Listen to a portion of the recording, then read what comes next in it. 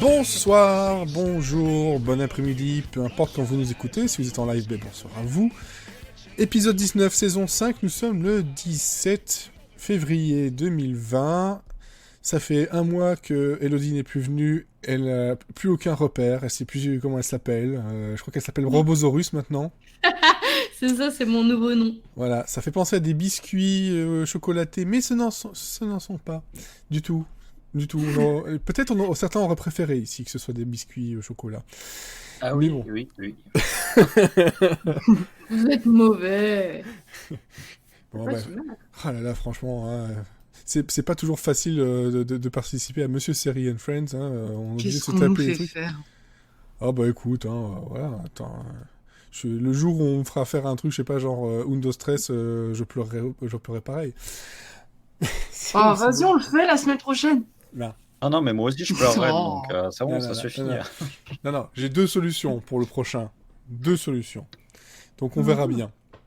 On verra bien tout ça. Donc avec moi ce soir, il y a donc Elodie Robosaurus Bonsoir. qui crache des flammes Ah bon? après un chili un peu trop épicé. J'ai pas dit par où il crachait les flammes. On a... On y a tous pensé. bah oui, mais moi, tout ce que vous pensez, je le dis. Et voilà, c'est comme ça. Bon, bref, vous commencez à me connaître. On a aussi Olivier qui, là, s'est dit « Putain, mais pourquoi je suis venu ce soir ?» C'est ça, exactement. On devait pas parler de Allez, Schwarzy. Il y a le contrat qui nous attend, là, c'est pas mal. Et on a aussi, donc, Mathieu, qui est du côté d'Olivier. Hein, là, on est 4, et je pense qu'on a 2 pôles qui se séparent pas mal sur la série dont on va vous parler tout à l'heure, enfin pas une série, mais qui est maintenant un téléfilm, vu que c'est un pilote abandonné, de Steel Justice, aussi connu sous le nom de Robosaurus. Voilà, Mon Dieu. Rien ça, que le titre, ça fait fou. Mais Robosaurus, c'est par la Ça suite, fait c'est parce que quand c'est même. comme ça qu'ils ont appelé le fameux robot qui est dedans. Au programme de ce soir, de l'actu, ce pilote, des recommandations, où là, je pense qu'il y aura peut-être un peu plus d'engouement, et puis ben voilà, ce sera déjà pas mal. C'est un beau programme, moi j'ai envie de dire. Bah ouais, Voilà, je pense que c'est un beau programme. là on en a pour 1h30 là, donc. Ouais, facile. C'est pour ça que je vais lancer directement le petit générique des actus. C'est parti.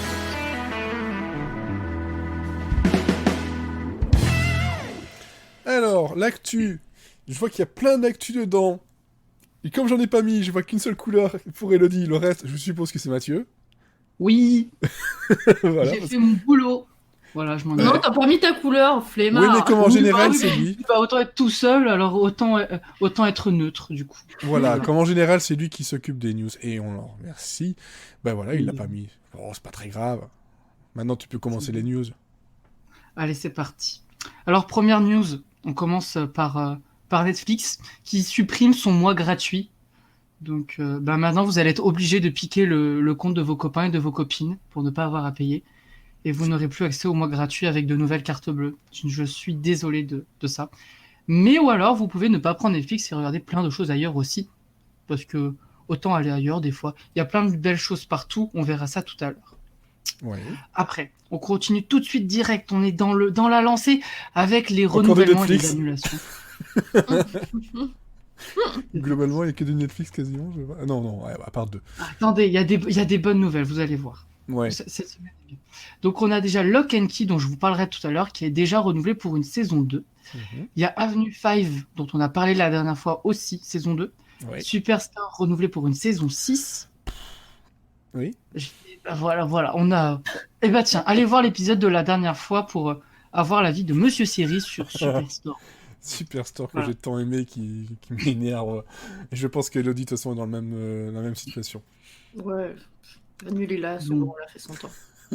C'est pas grave, il y a Brooklyn Nine-Nine qui nous fait une très belle saison 7. Du coup, allez voir Brooklyn Nine-Nine à la place. 999. Après. Nine-Nine. Après, on a Sex Education qui est renouvelé pour une saison 3.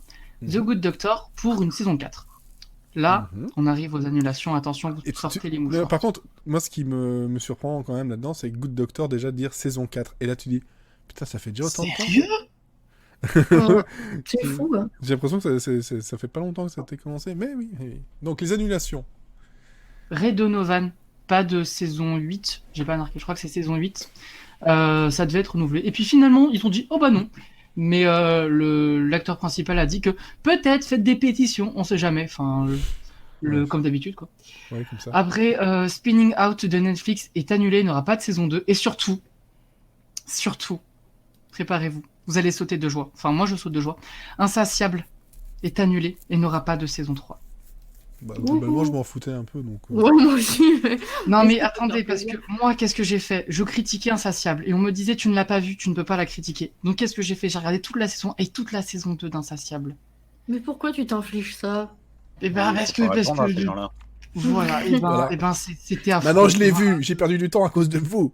Voilà, et c'était affreux. Et, C'est insupportable, c'est c'était, le nom de la série. Voilà, C'est ça. Insatiable, insupportable. Je l'ai mis en pire série de l'année et dans les pires séries de tous les temps. Voilà, donc j'étais heureux en voyant la news le petit matin. Ensuite, on a Lucifer, qui aura peut-être une saison 6 finalement. Netflix Ouais. est en train de réfléchir avec Warner Bros. Ils se sont Si dit, tiens, ça finalement, rapporte de l'argent. si ça peut encore faire de la thune, autant continuer. Ensuite, il y a King Eve qui reviendra finalement le 26 avril pour sa saison 4.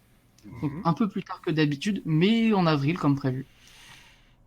On continue pour casting, et puis on le savait déjà, mais confirmation que Showtime a bien commandé First Ladies, donc une série sur les premières dames américaines. La première saison se concentrera sur Michelle Obama, Betty Ford et Eleanor Roosevelt, et Michelle Obama sera jouée comme convenu par Viola Davis. On est très content. Et il n'y a pas de date qui est pour l'instant annoncée. Et pour finir, une petite Meilleur pour la nouvelle fin. le meilleur pour la fin. Bon, il y a Viola Davis aussi, c'est le c'était quoi, meilleur, c'était mais bon, quoi, c'est le deuxième meilleur, disons. On a eu le casting vocal de Master of the Universe Revelation, donc la nouvelle série d'animation de Netflix. Et qui est-ce qu'il y aura dedans? Bah, Il y aura Mark Hamill Ouais. de Star Wars. Ce qui est bien, c'est que c'est quand même l'un des rares acteurs qui donne son prix dans son nom. Quoi. C'est vrai. C'est vrai. Voilà. Moi, j'ai Mark Hamill, moi, c'est bon. Donc il jouera le fameux Skeletor des Maîtres de l'Univers. Il y aura aussi Lana Headey, qu'on a vu comme la méchante Cersei dans Game of Thrones, qui jouera Evil Lynn. Donc comme son nom l'indique, elle sera méchante également. Sans deck. Ensuite, il y a Chris Wood de Supergirl, mais aussi Kay de Vampire Diaries, ne l'oublions pas, qui campera le prince Adam, alias Iman. Et enfin, Sarah Michelle Gellar. Musclor, Donc, pas Iman, oh là là. Écoute, sur mes notes, c'est marqué Iman. Ouais, ça ouais, va. la VO, alors, quoi. quand même. Pour moi, tu vois, ça fait c'est- Shira, Iman, tu vois, ça marche mieux dans ma bouche. T'es trop jeune, tu vois pas ce que c'est. Oui, ben Moi, je j'étais faisais- pas né, mais quand je dis que Je j'étais faisais pas des né, mecs on au moulage m'engueule. de Musclor Skeletor. Et enfin, il y aura Sarah Michelle Gellar, donc Buffy, qui interprétera Tila. Et donc j'espère que enfin ça sera un rôle qui marchera pour elle. Mais en Oui. tout cas, c'est un beau casting vocal, un casting qu'on retrouvait pas mal dans Chasseurs de Trolls, qui était très très bien. Et on attend toujours la fin de Chasseurs de Trolls d'ailleurs. Donc si vous voulez, vous pouvez continuer avec moi à tous les jours envoyer des messages à Netflix pour avoir la date de Wizards. Ok. Ok, très bien. Ensuite, parce que là, elle est où, ma fenêtre? Elle est là. Elle est là, ma fenêtre. Il restait une chose du côté d'Elodie. Ne saute pas, ne saute pas! Oh là là. Oui, moi je voulais parler de mon petit chouchou, Tom Hiddleston. Il va se retrouver chez Netflix pour une série qui s'appelle White Stork.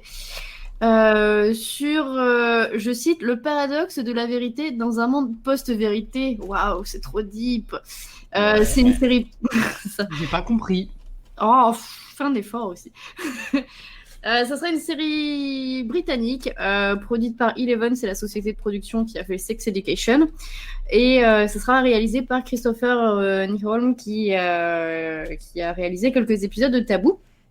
Et de quoi qu'est-ce que ça parle? Et bien en fait, Tom Hiddleston, il va jouer James Cooper, qui est choisi pour avoir un siège au Parlement. Sauf que on va avoir une journaliste qui va un peu fouiller dans son passé, qui va découvrir plein de petits secrets pas forcément choli, et donc ça pourrait détruire sa carrière, son mariage, et faire tomber avec lui d'autres puissants de ce monde dans sa chute. Voilà. Hmm. Très bien, très bien. C'était tout pour les news. Oui. Je viens de voir que je me suis trompé dans le titre, j'ai oublié de le changer. Tellement pas l'habitude de le refaire en live que j'ai oublié de changer, donc on est encore sur les joyeuses fesses de fin d'année. Mais non, mais non, ce n'est pas ça. Ce n'est plus ça, on va pas le faire à chaque fois quand même. C'est un numéro qui a tellement bien marché. Bon, oui, écoute, hein, quand on a des idées de merde, on les subit. Et en parlant d'idées de merde que l'on subit, roi de la transition, 5 ans, on finit par connaître un peu le truc, quoi. Hein. On va vous parler d'un truc qui s'appelle Still Justice. Il n'y a pas de justice dans ce monde.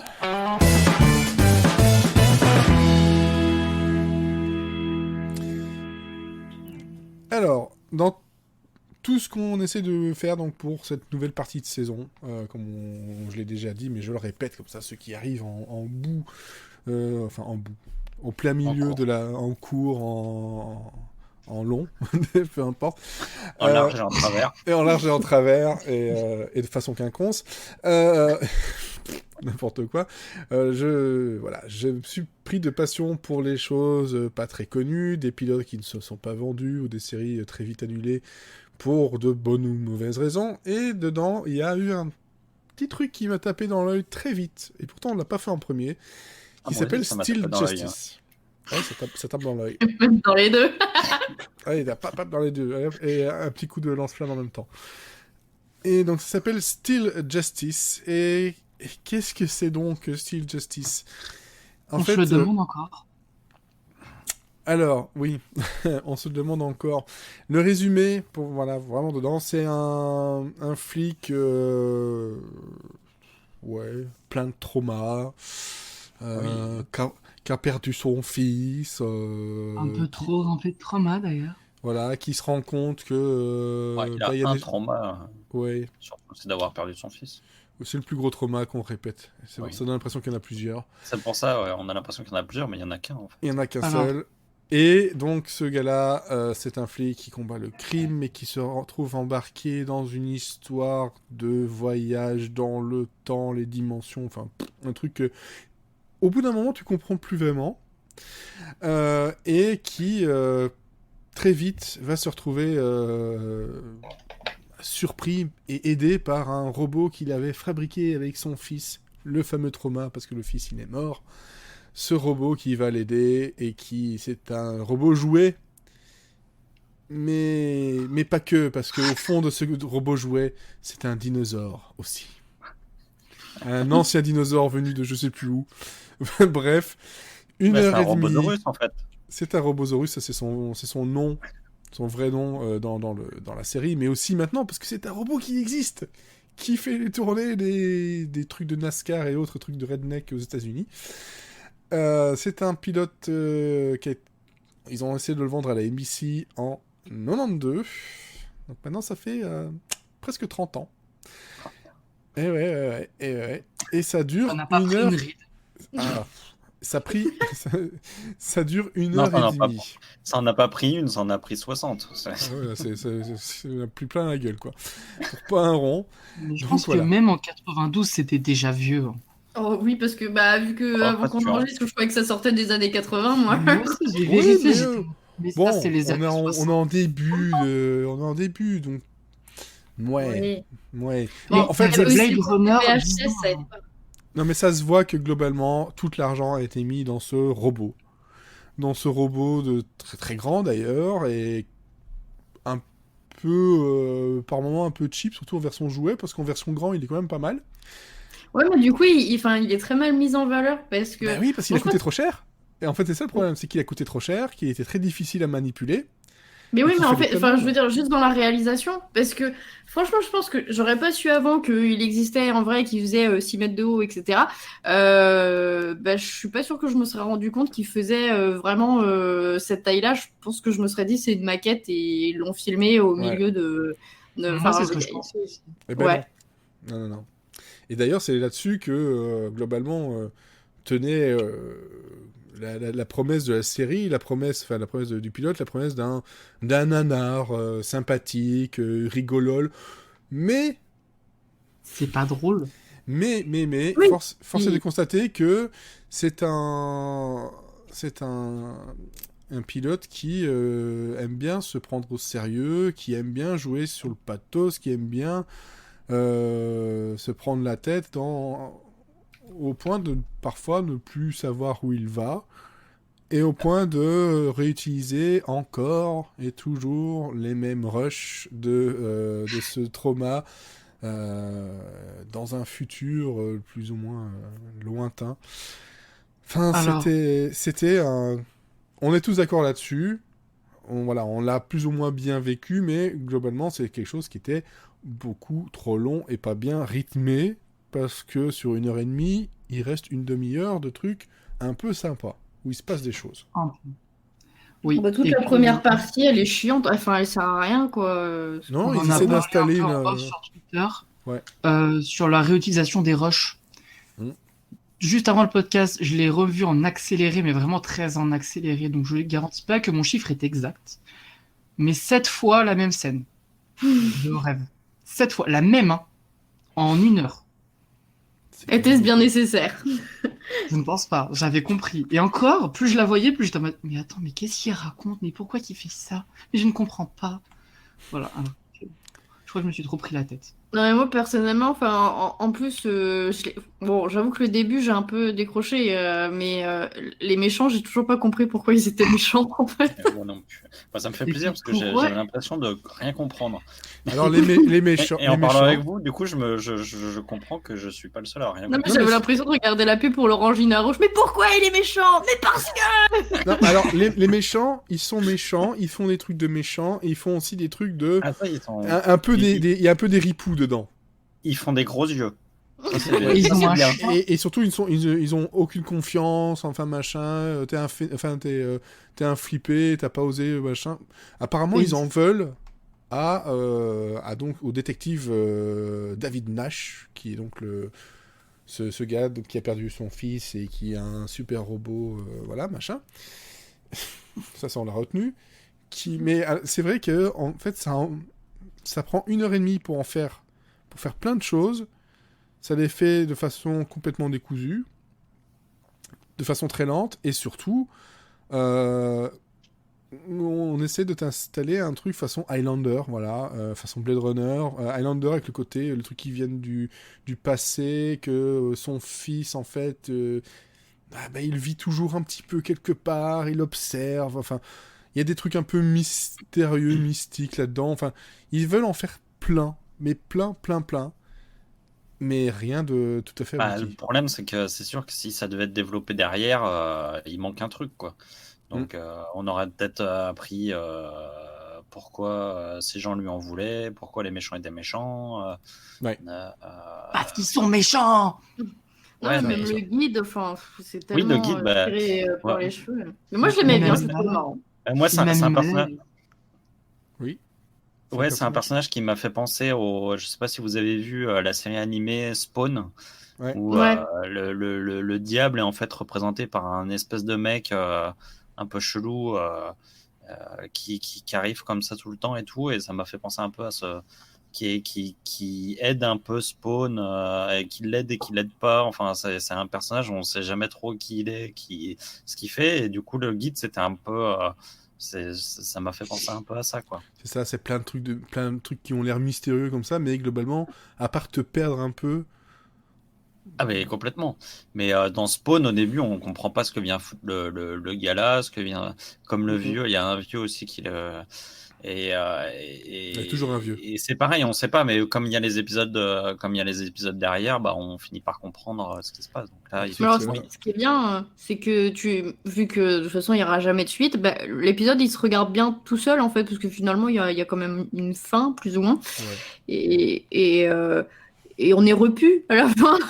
Donc, ouais, ils auraient dû plutôt en faire un téléfilm directement, plutôt que de le vendre comme une série, hein, ça se tenait. Ouais, c'est ça. Ben, bon, voilà, même en téléfilm, il y a quand même pas mal de choses à revoir parce que t'es tellement paumé à la fin que tout ce que t'as retenu, c'est il y a un gros dragon. Dinosaure Dragon. Et il crache du feu. Et il crache du feu, et c'est Des cool. voitures. Et surtout, j'ai retenu un truc, c'est que ce David Nash, il aime bien parler comme dans un film noir. Un film Ouais, détective des années avec la petite 50. voix off et tout. Ouais, C'est totalement, c'est totalement le film noir, quoi, avec le jazz, ouais. tout le début, avec la fumée dans les rues, machin, la voix off. On est carrément dans le film En fait, noir, quoi. il y a plein d'influences, Mais d'inspiration énormément. partout, mais il n'y a qui vont rien pas qui va ensemble, en C'est fait. ça. Ouais, c'est ça, c'est un peu ça, ouais. C'est vraiment ça. Alors, oui, moi Alors- j'aimerais bien faire un film, un truc façon film noir, détective, machin, années 50, mais dans le futur. Ok. Mais Highlander. Pour le coup, je reviens à Spawn, c'était un peu le même, le même, la même atmosphère, mais en plus réussi, quoi. Oui, bah Et oui. Avec un... je pense c'est un espèce de mélange de Spawn et d'Highlander, quoi. Ouais, un bah truc, ouais. Et un mec globalement, élu. moi, ce qui m'a déçu le plus là-dedans, c'est que ça se prenait trop au sérieux. Ouais, c'est ça. Parce que j'aurais accepté un truc un peu con avec une mythologie un peu pétée Ouais, mais et un robot, que ça me dérange pas. Mais là, il se prenait Mais pour en, qui? mais en fait, ça se prend au sérieux parce que le sujet est sérieux. En fait, enfin, il l'appuie trop et tout, mais je trouvais qu'au départ, l'idée du rêve qui se transforme en réalité, machin et tout, il y avait un truc intéressant quand même à la Ouais. base et qui était difficilement faisable en nanar, en fait. Il y a, la psychologie en nanar, ça marche pas, quoi. Donc, il faut faire vraiment du bête et méchant si on veut faire du nanar. Donc, à partir du moment où ils partent sur quelque chose de psychologique, tu es obligé forcément d'être un petit peu sérieux. Et effectivement, comme c'est fait avec un bulldozer, c'est complètement con. Mais le postulat de base de se dire, tiens, il y a la réalité. On peut transformer la réalité en fonction de ses rêves et des trucs et tout, c'est intéressant, je trouve. Mais c'est très très mal exploité après. Ouais.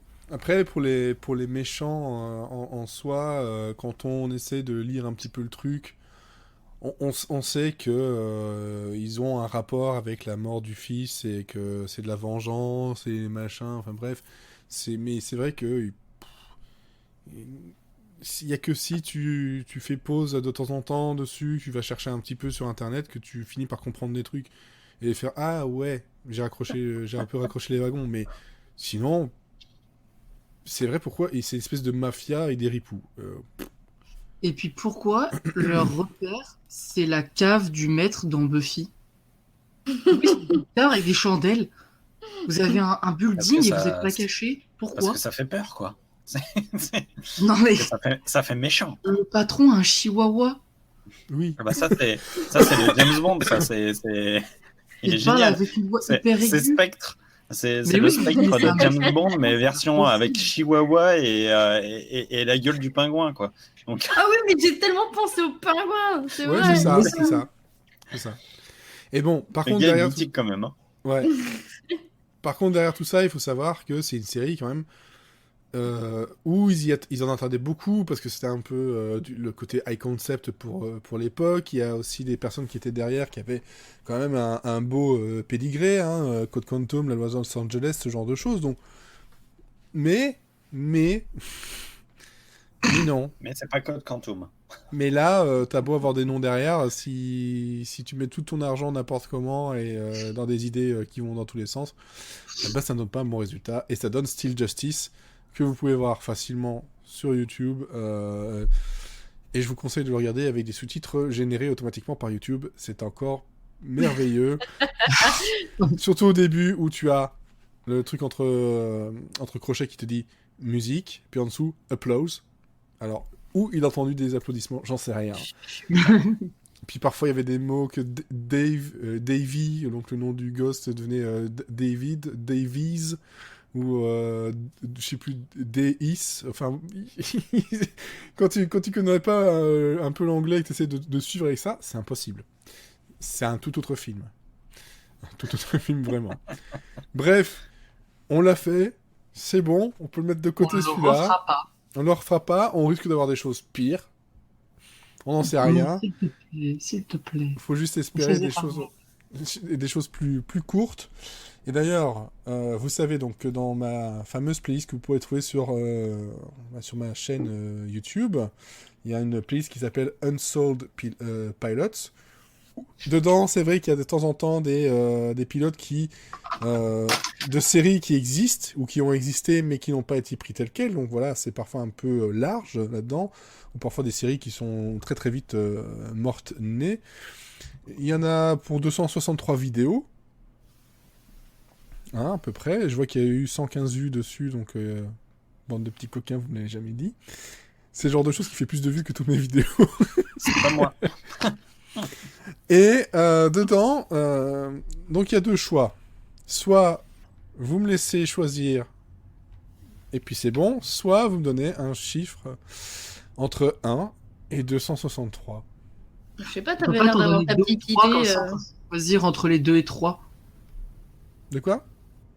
Tu veux pas que genre on choisisse 2-3 chiffres et on choisit dans les 2-3 chiffres après? Ouais, mais voilà, chacun me donne un chiffre entre 1 et 263, et puis moi je vais regarder ça. Et on le fait maintenant en live. Allez, 74. 74, je vais dessus. D'accord. 270, ah non, 12.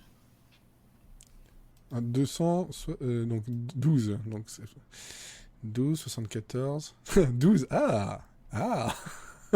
Ça commence à devenir intéressant, dis donc. Olivier? On va tomber sur le chemin. 5. 5. Qu'est-ce que c'est le 5? T'as échappé de très peu à un truc horrible. Surtout, c'est peut-être horrible aussi ça, mais celui qui était juste en dessous, c'était... Ok, donc on a 5, 12 et 74. Et on va demander à Random de choisir. Parce que comme ça... Hop. Je pense que lui peut le faire. Hop, choisis-le. Et c'est le 12. Le 12, je remonte dessus. Donc c'est ma faute en fait si on en fait Ouais, plus. après on va c'est tous ça. s'en vouloir. Le 12, c'est un truc qui a eu un film, qui a eu ça a été dans le SNL aussi. Ok. C'est Ça part pas trop c'est mal. le pilote de la série animée abandonnée de 1983 de Coneheads. Ok. Voilà, quelqu'un tape ce que c'est Coneheads. Dan Aykroyd, entre autres. Voilà. Donc voilà, ça dure 24 minutes, donc ça va. Ouais, Ça ça va. sonne pas mal tout ça quand même. Ça peut. Coneheads, c'est spécial. C'est vraiment spécial. Ouais, mais Dan Aykroyd, ça me fait plaisir. Voilà. D'accord, je vois ce que c'est. Maintenant, vous voyez ce que c'est? Eh ben, Oui, c'est je ça vois pour très la... bien ce que c'est, Conheads. Mais Ça Ça va faire des c'est- cauchemars. Ouais, ils ont des. Moi, Les ça me- extraterrestres avec une c'est tête froid dans en le dos, forme de... mais. Ouais, ouais. Et la série animée, ils font bien peur quand Et même. animé, ça peut être pas mal. Ouais. Mm. Donc là, c'est un pilote de 83. Et Voilà. c'est animé comment? C'est animé en stop motion ou. Non, c'est un dessin animé. Dessin animé. Ah ouais. Un peu façon Scooby-Doo. Dans le style. Un peu un Hanna-Barbera dans quelques... Ouais, dans le style. Je vous filerai ça dure 24 minutes. D'accord. Cool. Ça va, c'est pas une heure. Et vous avez... D'ailleurs, Vous Dan voulez savoir à quoi Aykroyd, vous avez il jouait échappé? dans le film, je crois, non? Oui, mais c'est une création du... En fait, c'est des sketchs qu'il y avait dans le Saturday Night Live qu'ils ont fait en film. Et c'est une des Ouais. créations de Dan Aykroyd, ouais. Et il jouait dedans en tant que le père. Alors, vous avez échappé, pour cette fois-ci, à un truc qui s'appelle Mabel and Max. Voilà, une comédie de 1987. Et quand j'ai dit vous avez échappé encore pire, il y avait aussi l'île de la petite sirène. Où là, tu Ah as ça me parle. Ouais, sauf que ce sont des vrais acteurs et des personnes déguisées. Et Oh non. donc, Est-ce que 60... ça peut être... Franchement, ça se trouve, c'est pas pire que 4. Ah ben non, non, mais par contre, c'est une émission façon L'île aux enfants. Oh non. Ah. Et Oh, ça va être 74, dérangeant, ça. 74 c'était un pilote de 2006 Ouais. qui s'appelle Our 30s, donc notre trentaine. Voilà, petite musique un peu sympa. Je vais pas me faire craquer. Ou ben voilà, c'est juste une bande d'amis qui fêtent leurs 30 ans et puis la vie de ce que c'est à 30 ans. Donc c'est le pitch le plus basique possible. Bon, on va passer directement aux recommandations et on verra donc Coneheads dans 2 semaines. Et hop, il est où? Dans les recommandations, alors, je sais pas si je suis le seul à avoir regardé Mythic Quest Raven's Banquet. Alors, je l'ai pas encore regardé, mais j'ai très envie de le regarder. Moi, je l'ai pas vu encore non plus. Alors, pour ceux qui ne savent pas ce que c'est, il faut savoir que il y a déjà un petit moment, donc les créateurs de It's Always Sunny in Philadelphia, meilleure comédie qui dure encore maintenant, meilleure comédie que quasiment personne ici ne regarde, et c'est bien dommage. Donc une création de Charlie Day, Rob McElhenney, et donc ici aussi... J'en ai vu pas mal, mais j'ai pas réussi à rattraper tout. Ouais, bah, il y a 14 saisons, donc... Bah ouais, j'en avais vu pas mal pour Series, mais mm, mm, mm. mais il y a un moment donné où j'ai pas réussi à. Pas réussi à regarder ou à accrocher? Non, j'aimais beaucoup, mais Ah oui. c'est juste qu'il y avait trop Bah oui. d'épisodes, quoi. C'est sûr Il que... faudra, je m'y remettrai un jour, tu vois, je continue. Et pour l'instant, elle est toujours, toujours d'actualité.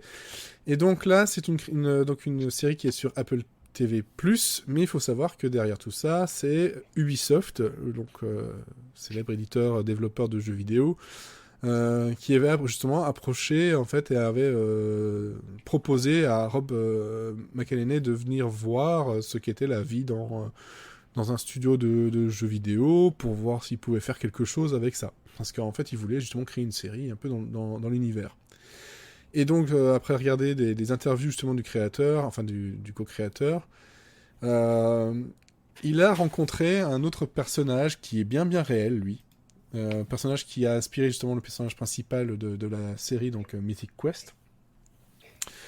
Où il est, voilà, mon anglais, qui s'appelle Jason Vandenberg, qui est en fait le créateur, enfin le creative director de For Honor.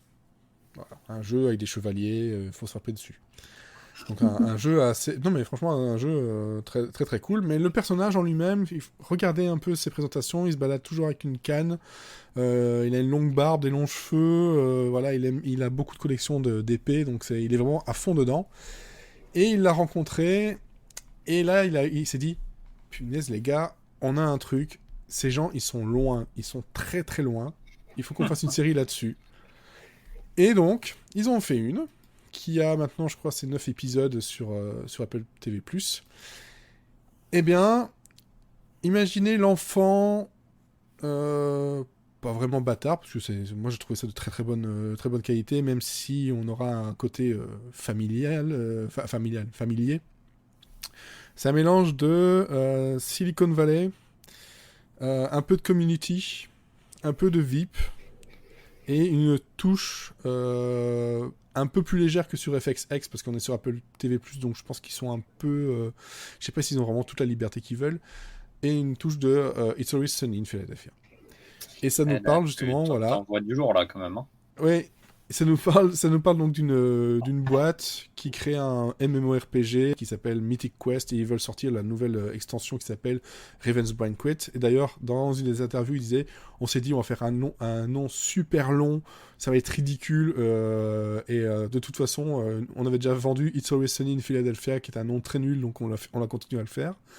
Ce qui en soi est vrai, même si, quand on connaît un peu le monde du jeu vidéo, c'est le genre de titre qu'on pourrait voir sans problème dans les étals, mais vraiment. Mais tellement. Mais vraiment. Et donc lui, il joue le rôle de Ian Grimm, qui est aussi un creative director. Et là, on sent qu'il a étudié Jason Vandenberg. Il essaie vraiment de se mettre en avant. C'est lui le créateur, c'est lui qui fait tout. Et il est aidé par une équipe qui est plus ou moins paumée et qui essaie de le suivre. Avec donc on voit dans l'équipe, il y a des testeurs du jeu, il y a la responsable, le community manager qui est là, il y a aussi le producteur exécutif, on a un spécialiste, c'est Danny Puddy qui joue le rôle du gars qui s'occupe de la monétisation, hein, d'essayer de vendre des loot box dans tous les sens. On a aussi Murray Abraham qui joue C.W. Longbottom, qui est en fait le gars qui écrit toutes les histoires mais qui ne joue jamais, qui boit tout le temps et apparemment il vit même dans le studio mais il le dit pas. On a vraiment beaucoup de monde un peu dans tous les sens, et pour connaître un peu le milieu, pour voir où ils ont été chercher les inspirations, c'est très très proche. Très très proche de la réalité pour beaucoup de choses. Beaucoup de choses. On va te chercher des youtubeurs, on va te chercher la relation entre les développeurs et les youtubeurs pour faire vendre leur jeu, la concurrence, le souci d'avoir un jeu où il y a plein de communautés, et notamment, tiens, on se rend compte que sur Kotaku, ils ont fait un article sur nous parce qu'on est le premier jeu avec la première communauté nazie du monde. Et là, il y a tout un épisode là-dessus sur comment on fait pour s'en sortir avec ce problème-là, parce que c'est pas très très cool. Enfin voilà, il y a plein de choses comme ça. Le premier épisode est peut-être celui qui est le plus, entre guillemets, faible, parce qu'ils mettent en place les personnes et les personnages. Et moi, ça a été ils ont été très vite attachants. J'ai très vite rigolé parce que justement, peut-être parce que j'avais des références en plus, un peu comme quand on regarde Silicon Valley. Si on connaît un peu le monde de la Silicon Valley ou des startups et ce genre de choses, on finit par rigoler aussi parce que c'est quand même très juste. Sauf que là, on a beaucoup moins de cynisme, ou alors si on en a, c'est caché sous des blagues très simples d'accès. Hein, on a des blagues sur justement le problème du sexisme, on a des blagues avec le community management, où la fille elle est dans une cave tellement profonde en fait que quand on descend avec l'ascenseur, on a des bouchons dans les oreilles. Et elle passe son temps à cacher les choses, les insultes, les pénis sur les forums, ça. Ce qui est cool avec les mails, c'est que maintenant on peut tout détecter très vite, mais bon, il y a des gens qui écrivent encore de façon manuscrite et je suis obligé de le faire moi-même. Donc, puis surtout, il y a une phrase qui m'a fait énormément rire. C'est, voilà, moi je suis là pour prendre les doléances des joueurs, ce qu'ils aiment, ce qu'ils n'aiment pas, et des choses qu'ils n'aiment pas, il y en a beaucoup, on se demande toujours pourquoi ils continuent à jouer à notre jeu. Voilà, c'est vraiment plein de trucs très justes, très drôles, parfois des blagues potages, parfois des blagues à plusieurs tiroirs. Franchement, c'est une série qui, le premier épisode peut être un peu, on sent le côté un peu déjà vu, peut-être un peu réchauffé, mais très vite, dès le deuxième, troisième épisode, on est parti dans quelque chose qui va aller creuser beaucoup plus.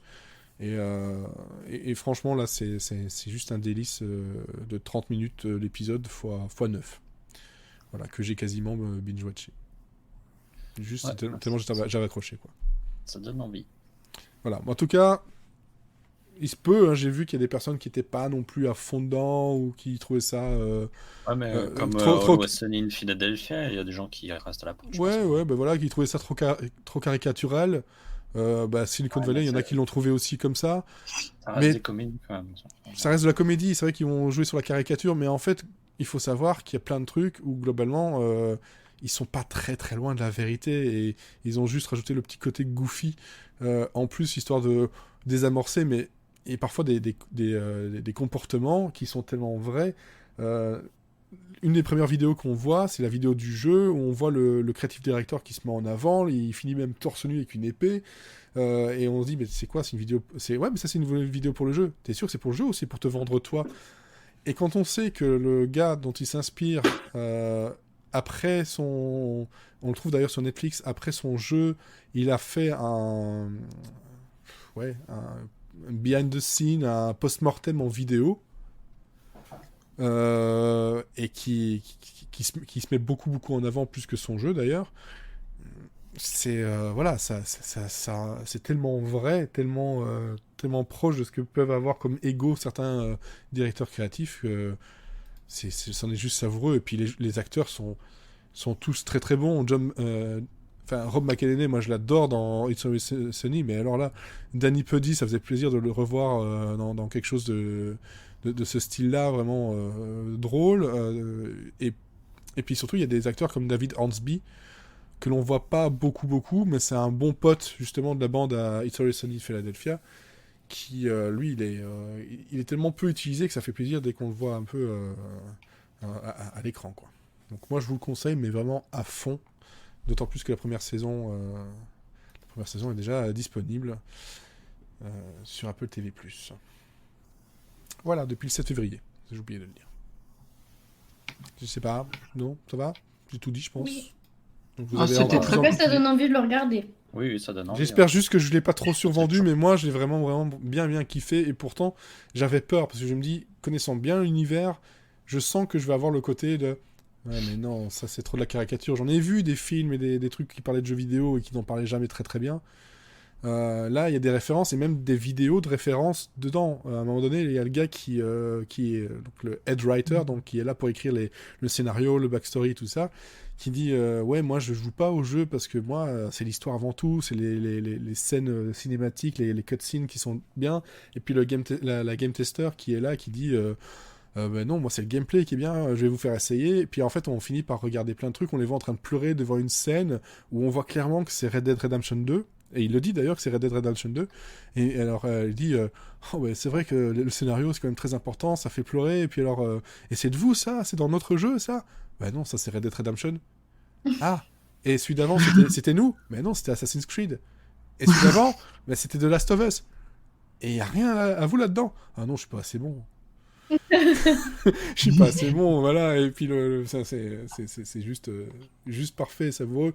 Mais c'est vrai que je peux comprendre que si on n'a pas toutes les références, on n'aura pas le même niveau de lecture et de rire. Voilà. On va passer à la suite avec, ben justement, du Netflix. Oui. Mathieu, Lock and Key. Lock and Key. Donc je vais vous parler de cette série Netflix qui est sortie vendredi dernier, si je dis pas de bêtises, ou il y a une semaine de plus peut-être. Ouais, une semaine de plus. Alors, comment je peux vous en parler? Parce que quand j'ai vu la série, je l'ai trouvée hyper sympa. Et ça fait 2-3 jours que je l'ai terminée, et mon avis c'est un peu terni. Je sais pas si ça se dit. Oui, Ça se dit? Bon, bah tant mieux. Bonne pioche. C'est un peu terni, mais elle est quand même très sympa. Donc je vais commencer par les points positifs, mais avant, de quoi ça parle, Lock and Key? Alors c'est une série qui est adaptée de comics. Je ne sais plus l'auteur, je suis désolé. Et ça raconte l'histoire d'une famille dont le père est mort au début, on ne sait pas pourquoi, dans des circonstances un peu étranges, et qui vont déménager dans la maison d'enfance du paternel. Et dans cette maison, il se passe des trucs très bizarres, notamment qu'il y a des clés un peu partout cachées dans la maison, et chaque clé a un pouvoir différent. Et donc les enfants vont se mettre en quête, premièrement de chercher la vérité sur leur père, qu'est-ce qui s'est vraiment passé, pourquoi est-ce qu'il est mort, pourquoi on l'a tué, et puis aussi de pourquoi il y a des clés cachées partout dans la maison et quels sont leurs pouvoirs. Voilà, je vous en dirai pas plus. Ok, et alors par contre pour rapport au nom, donc c'est Joe Hill et Gabriel Rodriguez qui sont derrière. Joe Hill, c'est le fils de Stephen King. Pardon? Joe Hill, c'est le fils de Stephen King. C'est pour Oui. ça que c'est vachement bien. Oui, la BD. Bah, voilà, ça se sent. Et, Ouais. et derrière, Dans- derrière la série, c'est Carlton Cuse.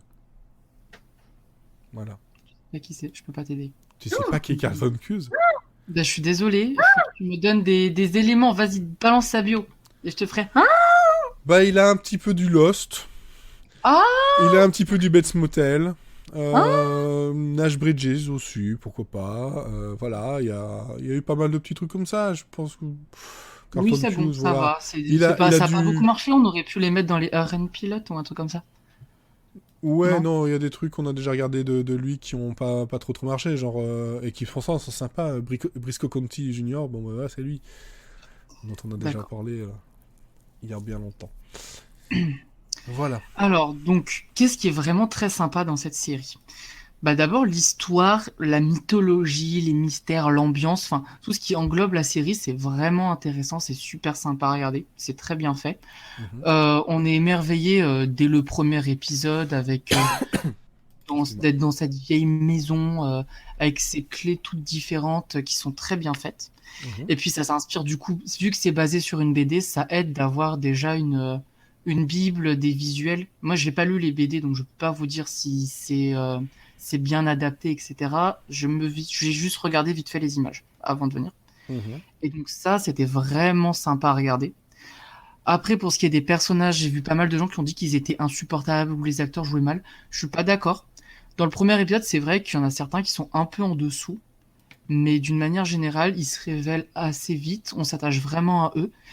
Et ce que j'ai aimé, c'est que avant tout un drame. C'est sur du fond de dark fantasy, mais c'est avant tout un drame familial. Et les liens entre les personnages sont vraiment exploités. Ils sont proches, même s'ils se disputent, ils se soutiennent. Et c'est beau de voir une famille unie comme ça. Ils ont tous leur rôle et pour une fois qu'ils se gueulent pas dessus et qu'ils essayent pas de s'entretuer, c'est pas mal. Moi, j'aime bien aussi de temps en temps des petites familles mignonnes. Après, pour vous donner un petit exemple d'acteurs qui sont très bien, on a Jackson Robert Scott. Et qui est Jackson Robert Scott?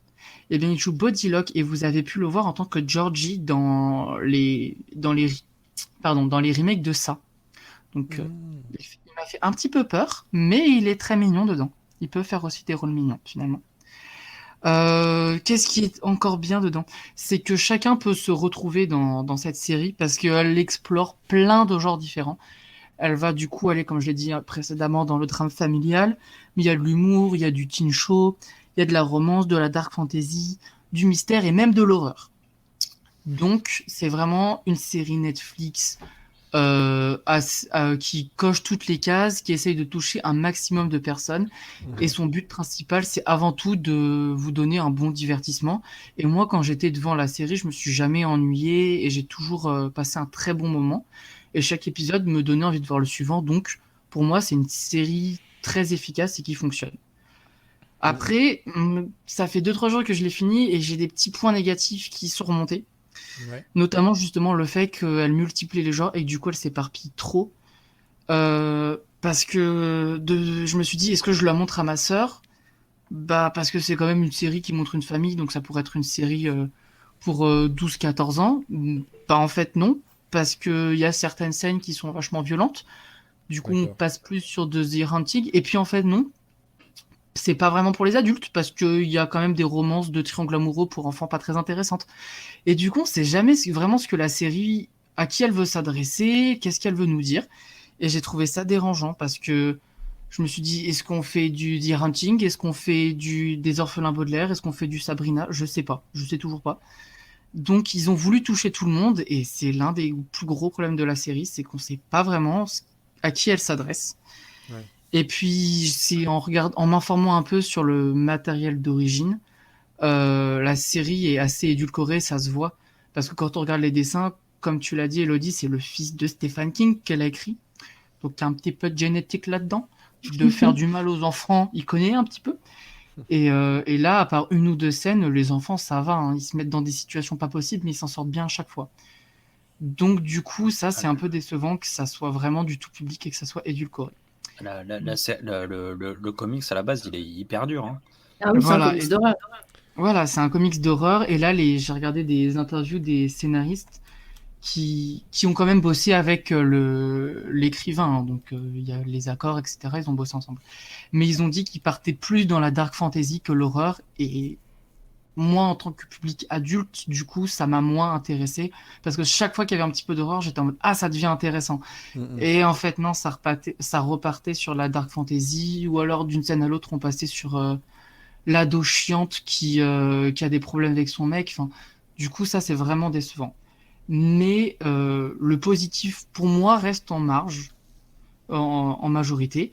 Et vu qu'il y a encore les comics derrière, j'espère que la série va plus partir par la suite vers l'horreur maintenant que le public est habitué au style. Et qu'elle va exploiter le potentiel de la BD à fond, vu que la série a été renouvelée. Voilà.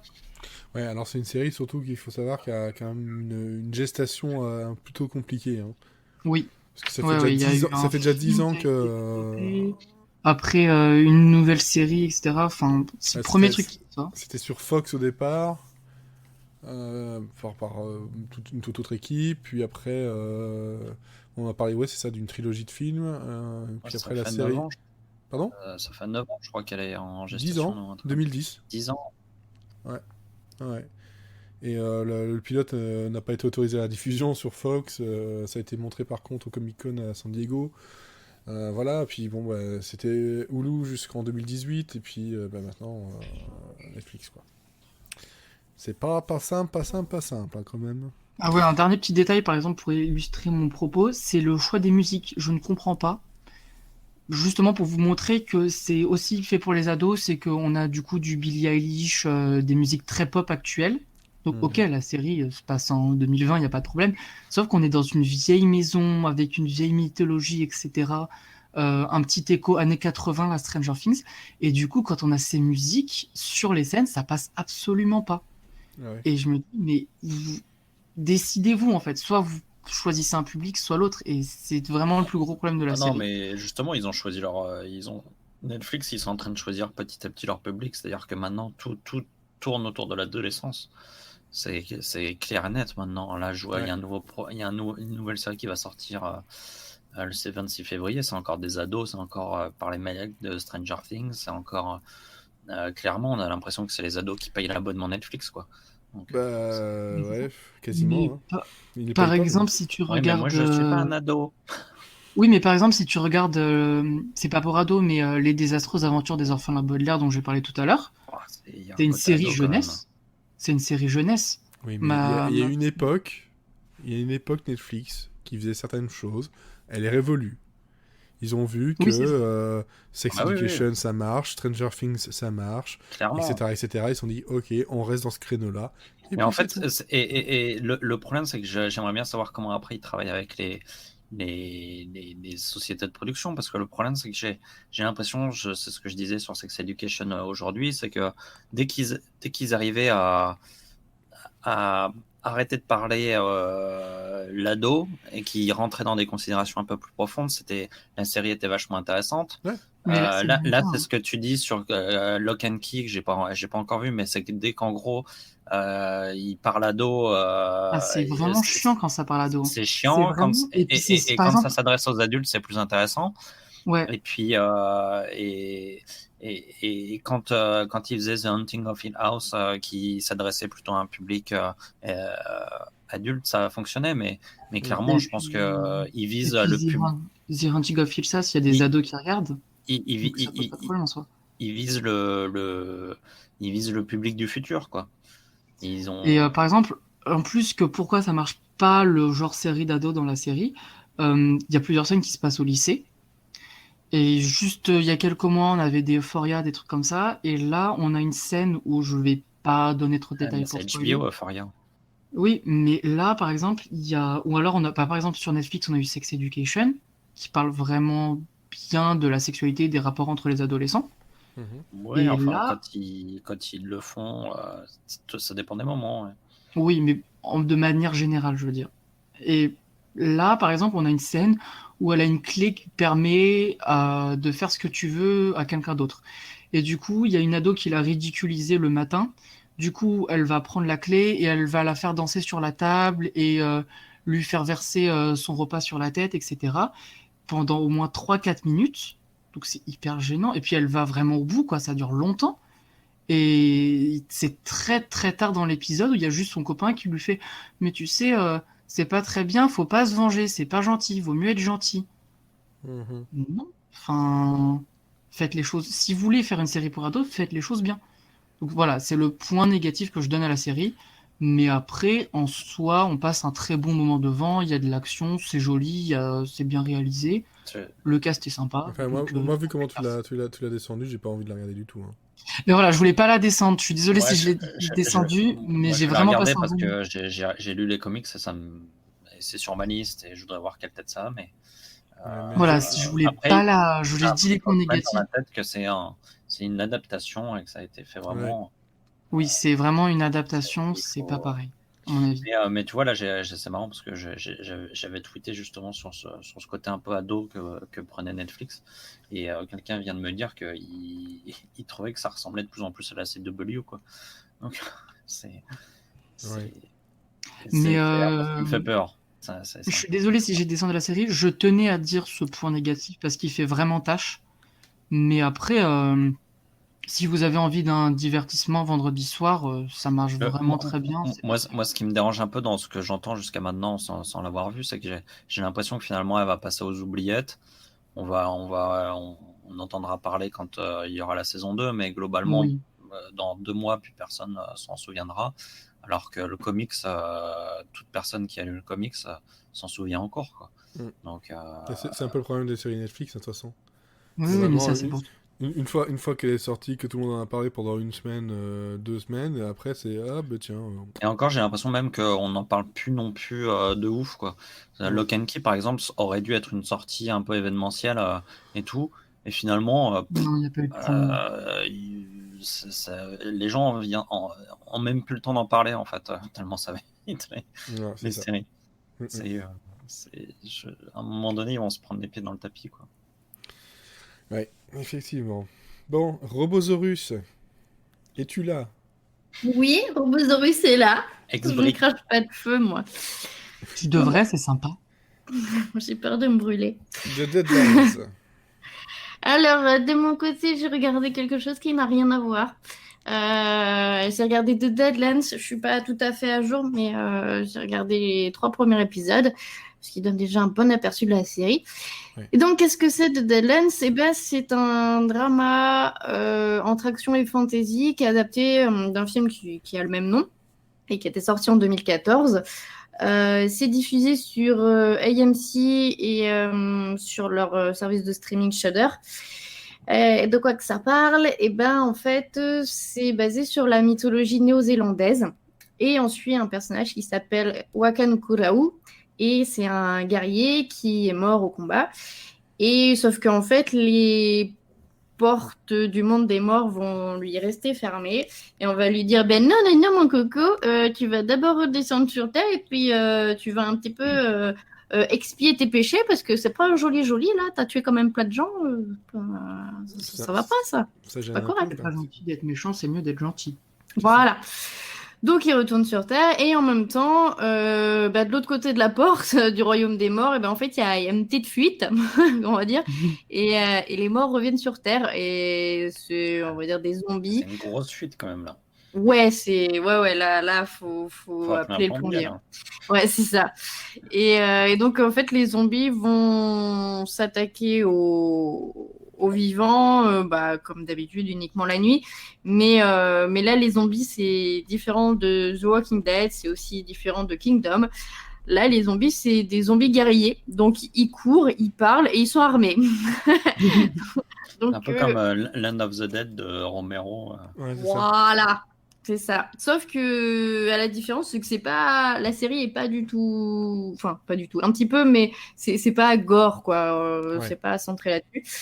Donc voilà, donc les zombies vont débarquer dans une tribu, ils vont décimer quasiment tout le village, ils vont laisser que très peu de survivants, dont Mehe, qui est la fille du chef du village et qui va rencontrer donc du coup Wakano Kurau et qui vont tous les deux se mettre en quête du père de Mehe, qui a été emmené par les morts. Bon, autant vous dire que lui, il aura eu une courte apparition à l'écran.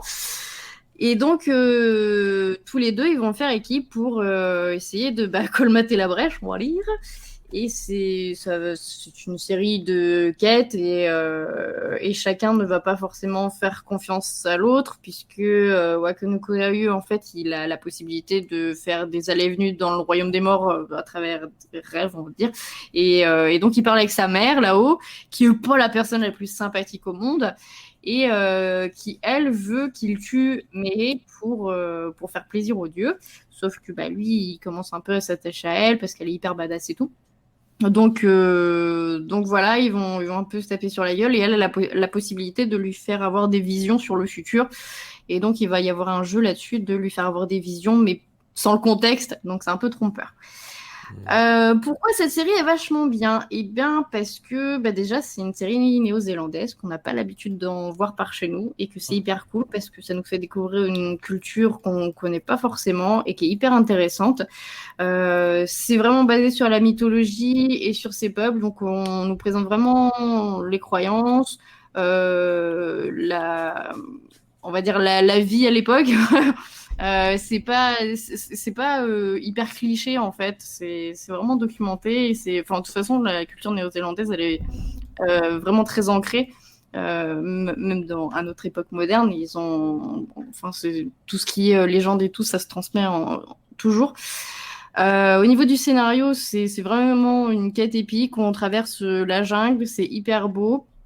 Il y a des belles scènes de bagarre qui sont pas trop sanglante finalement, donc ça se regarde facilement même pour les gens sensibles. C'est une quête de rédemption, c'est une quête de vengeance, il y a beaucoup de thèmes comme ça qui y sont explorés. On n'a pas beaucoup de personnages, donc l'histoire est assez linéaire, c'est-à-dire qu'on va suivre nos 2 personnages principaux qui vont aller...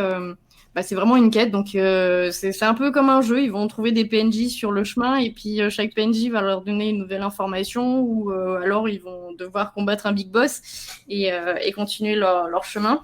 Donc c'est sur ce modèle-là. Et surtout, les personnages sont hyper intéressants parce que d'un côté, on va avoir Wakano Kurao qui... Bon, c'est une bête, hein, clairement, physiquement, c'est un monstre de muscles. Mais en même temps, il est hyper drôle parce que il a un peu l'esprit d'un gamin. Il est hyper têtu, il est hyper sarcastique, il fait confiance à personne, et puis il est toujours en train de se moquer de tout le monde. Et en face de lui, on a Mehe qui est aussi hyper entêtée, mais pas de la même manière. C'est qu'elle a un but et elle va laisser personne se mettre sur son chemin. Elle est hyper badass. Au début, lui, il se fout de sa gueule parce que tu sais même pas te battre et tout. Puis finalement, elle casse les culs à tout le monde. Et c'est plus le côté, elle est maline, elle arrive à monter des plans pour tromper ses ennemis.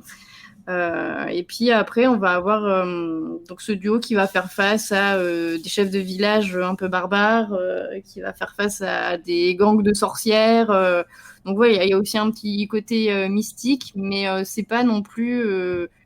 c'est pas de la fantaisie pure et dure avec, à un moment donné, on va avoir de la magie et tout ça. Ça reste très magie, mais magie avec la nature, quoi. Finalement, on fait des décoctions et on empoisonne les gens, quoi. Il y a un petit côté quand même surnaturel avec les esprits de la forêt et tout ça. Mais c'est pas cheap, c'est pas... C'est vraiment la fantaisie édulcorée. Donc ça passe même pour les gens qui sont pas forcément sensibles à ce style-là. Et au niveau de la réalisation, c'est hyper beau parce que bon, déjà c'est une belle vision de la Nouvelle-Zélande, hein, parce que c'est pas un pays qui est dégueulasse. Pour ceux qui ont regardé Into the Badlands, c'est un peu le même style de réalisation avec des très grands plans larges sur les paysages et avec tout ce qui va être mise en scène de combat. On retrouve un peu le même côté épique. Et puis voilà, je vous conseille beaucoup d'aller regarder The Deadlands. Je sais pas combien d'épisodes sont sortis parce que j'ai un petit peu de mal à les répertorier parce que sur Beta Série, il n'y a que le premier épisode de répertorié et pas la suite. Mais ça se trouve assez facilement quand même sur les internets de votre tonton d'Amérique. Donc allez regarder ça. Tonton de Nouvelle-Zélande. Oui, tonton Nouvelle-Zélande du coup. Bah oui, non, là, tu t'es trompé. Oh. Taika Waititi. Je regarde pour l'instant 5 épisodes, bientôt 6, et il y en a 8 de prévus. Voilà. Voilà. Alors après, c'est des épisodes qui font quasiment 1 heure, hein, mais franchement, ça se regarde très facilement. Beaucoup plus facilement que Steel Justice. Alors, ensuite, Olivier, donc t'en as déjà parlé sur Twitter, mais tu as envie d'en parler maintenant. Et Oui. c'est une série sur OCS. Non, pas sur OCS. C'est une série HBO, HBO. mais c'est sur MyCanal. Ah, voilà. On revient toujours à notre fameux MyCanal. Notre acteur porno préféré. Oui, alors c'est une série qui s'appelle Our Boys. Ouais. Et alors, qu'est-ce que c'est? Donc, comme je l'ai dit, c'est une série HBO et qui a été créée par Haggai Levy. Si ça vous dit rien, en fait, c'est le créateur de Betty Pool, qui est en fait la série israélienne qui a été dont le remake est In Treatment, ouais. Qui est une magnifique série que je suis en train de revoir là en ce moment et qui est vraiment, je vous conseille vraiment de le voir. Ça, pour le coup, c'est sur OCS. Alors, donc c'est une série israélienne et qui se passe à Jérusalem. Et Jérusalem, faut savoir que c'est une ville qui a la particularité de voir cohabiter à la fois les Israéliens et les Palestiniens dans la même ville, chacun occupant une partie de la ville. Donc on se retrouve un peu dans un schéma qui rappelle Berlin avec Berlin-Est, Berlin-Ouest. Et ben là, on a Jérusalem-Est et Jérusalem-Ouest. Il n'y a pas de mur, mais bon, c'est un peu la même ambiance, pas terrible. La cohabitation, elle est plus que difficile. C'est très tendu. Et en fait, ça va pas s'arranger parce qu'il y a 3 ados israéliens qui se font enlever. Donc ça, c'est vraiment le tout début, les premières secondes de la série. Et après, donc on rentre là-dedans avec des séquences, avec des journaux télé, la police qui commence à enquêter et tout. Donc on est directement, on est plongé dans l'histoire. C'est dès les premières secondes. Très rapidement, on apprend que ces 3 ados finalement ont été tués par des militants du Hamas. Et alors, il y a un sentiment de vengeance qui va s'emparer de la partie juive de la ville. Et 2 jours plus tard, en fait, il y a le corps brûlé d'un jeune arabe qui est retrouvé, un jeune arabe qui s'appelle Mohamed et qu'on a appris à connaître un petit peu au cours de l'épisode. Et donc, on va suivre l'enquête de Shimon, qui est un agent de la Shabak, qui est en gros une police un peu plus en Israël. C'est des gens qui sont chargés de la sécurité intérieure en Israël. Et en fait, cet agent de la Shabak, il va être tiraillé entre sa direction, qui elle va essayer de blanchir la communauté juive, qui va essayer de faire croire que le meurtre de ce Palestinien est dû aux Arabes et pas aux Juifs. Et en même temps, c'est un mec qui est hyper intègre et qui veut absolument découvrir la vérité de ce qui s'est passé. Donc voilà, donc ça c'est le pitch, c'est un peu la base de départ. Et là, on voit en fait que Haggai Levy, il sait faire les séries. C'est que même si on est sur un truc feuilletonnant, chaque épisode a vraiment son propre rythme et le découpage est vraiment serial, c'est-à-dire que on va avoir vraiment une couleur par épisode, on va avoir une phase de l'enquête par épisode et c'est pas un long film découpé en plusieurs parties. C'est une bonne chose. Et ouais, le découpage est vraiment canon, quoi. Donc du coup, forcément, ça nous accroche. Et donc par exemple, dans le premier épisode, c'est une ambiance très tendue, très alerte. On est vraiment dans la recherche des 3 ados juifs.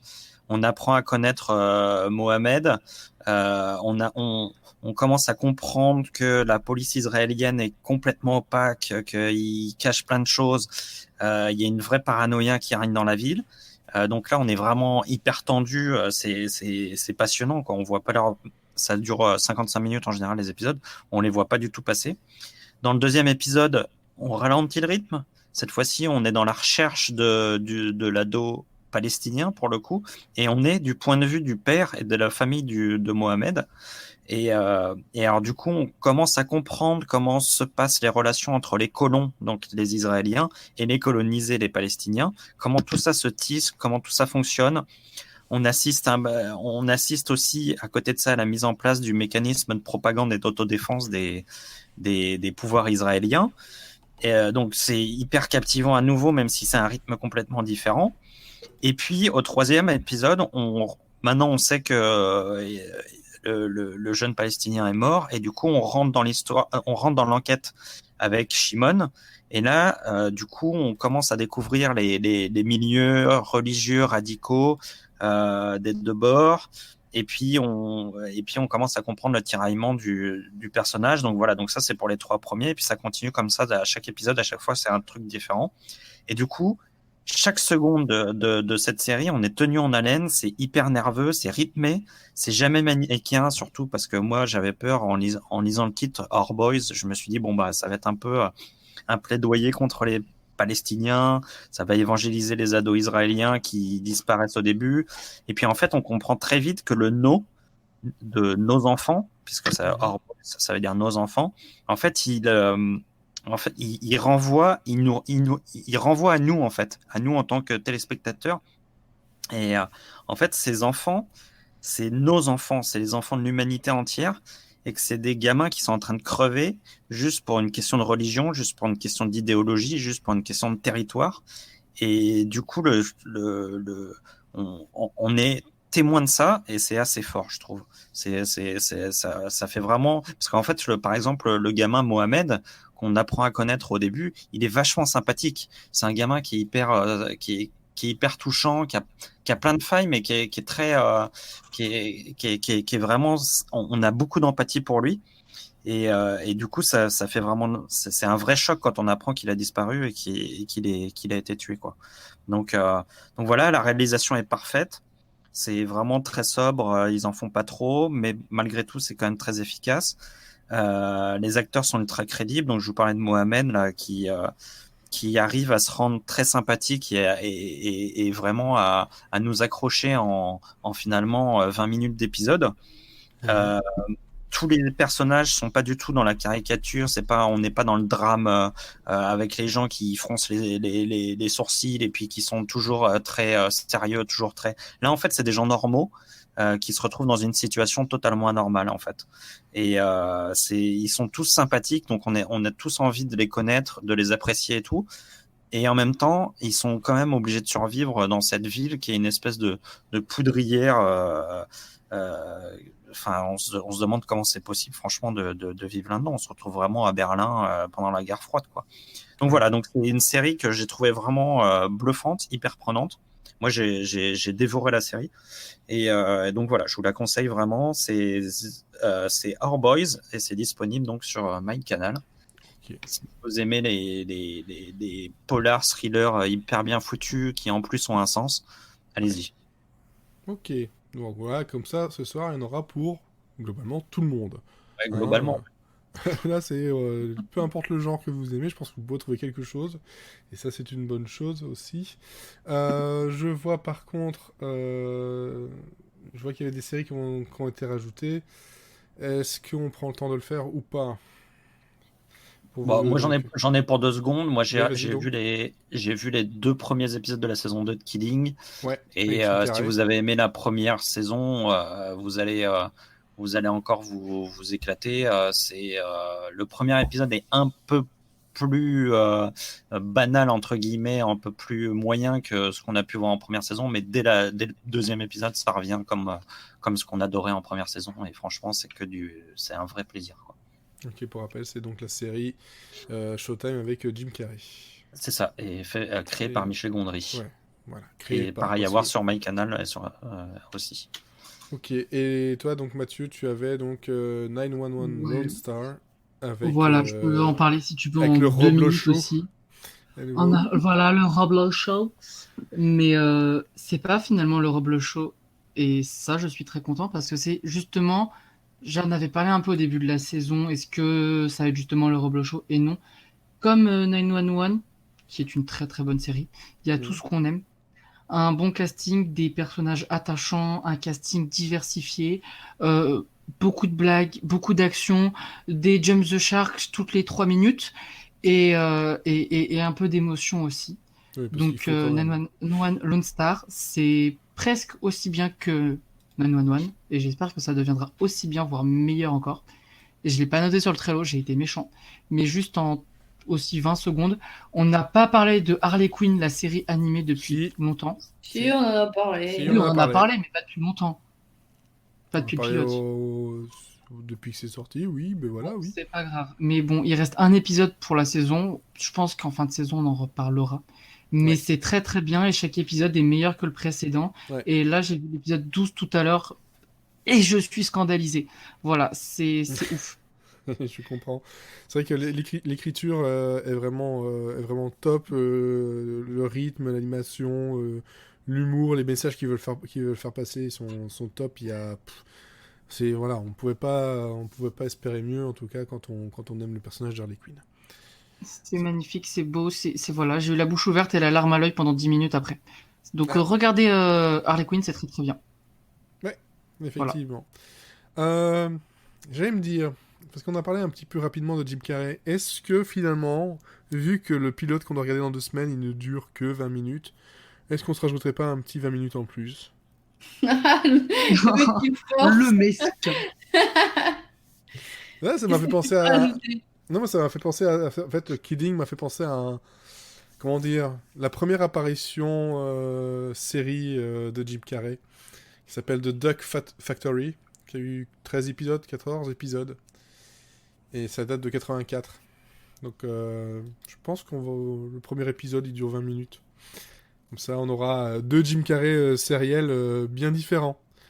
Hein, c'est un truc sympathique où Jim Carrey joue un animateur, un jeune animateur qui rentre dans une boîte d'animation low budget. Et il travaille sur la série qui s'appelle The Dippy Duck Show. Et donc voilà, c'est une comédie avec un Jim Carrey au tout début de sa carrière. On fait ça?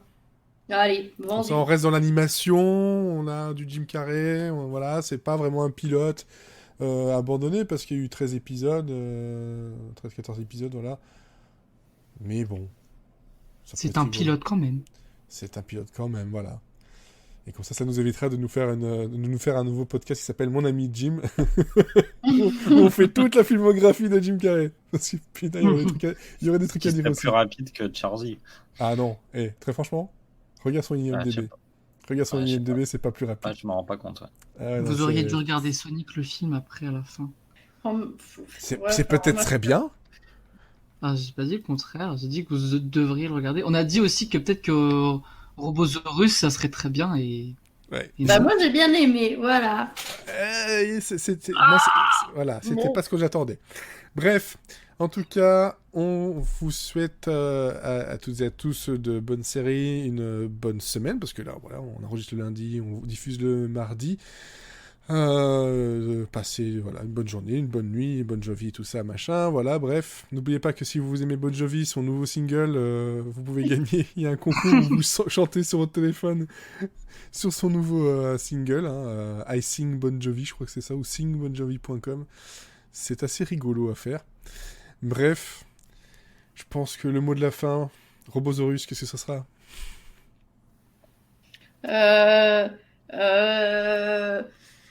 Flamme. Oh non, elle m'a piqué mon mot. J'ai dit lance-flamme. Bah, tu dis lance-flamme alors. Elle a dit flamme. Bah tu dis lance-flamme. lance-flamme. Comme ça. Ça, c'est un petit message pour pour Florian. Collage. Cache. Olivier. Moi, ce sera Jim. Jim, C'est bien. Jimbo. Jim, c'est bien. Jim, oui. c'est un gars sûr.